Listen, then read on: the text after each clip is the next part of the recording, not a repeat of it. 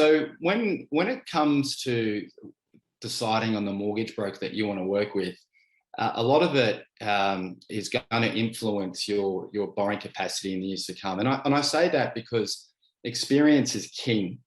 When the experienced broker can anticipate changes, will understand loan time. So at this time of the recording, one of the issues is how much time it's taking to get a loan through. And it may mean the difference between you securing a property or not.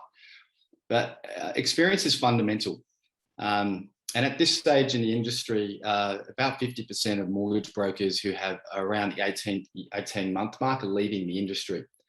So there's a fair bit of knowledge that gets lost if you've decided to work with someone that's not as experienced. But experience is king. And it's because an experienced broker starts developing a relationship with lenders.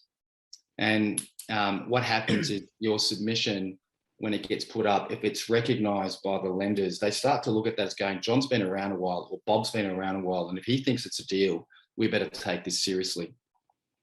The other thing too is a mortgage broker who specialises in investing is really important. Just like a solicitor may specialise in migration services or criminal law and so forth, what you'll find is mortgage brokers are generalists. So they'll do a first home buyer call over here, and then they'll do an owner-occupier upgrader over here, and then they'll do a car loan. And to some degree, I do that as well. But when you get 30 emails a day from the 30 lenders that you're accredited with, it's impossible to retain everything.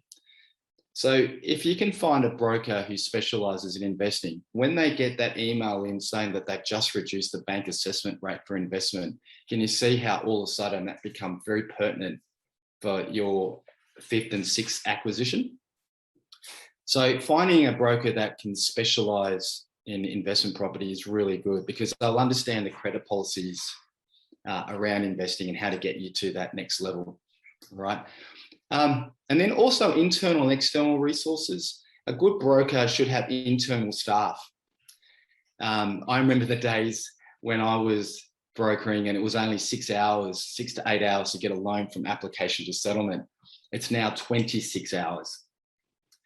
And so it's important. So just to connect to that point, so you're saying that for someone, if I come to you and I want a loan, by the time we had that conversation to the point of settlement or settling that property, you've done 24 hours of work for me?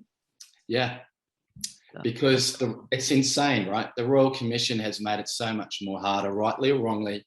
The banks now need a broker to go through line by line your expenses.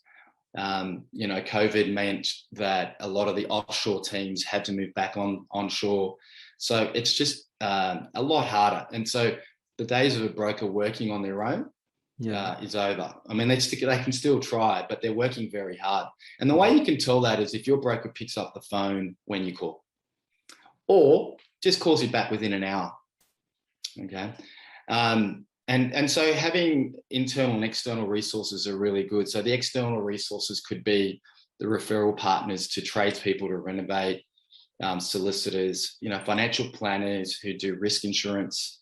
I never refer my clients to a financial planner for property advice, obviously, but risk insurance should be part of your plan. Yeah. So so that's just a brief touching on why you should find a broker who specialises in investment property.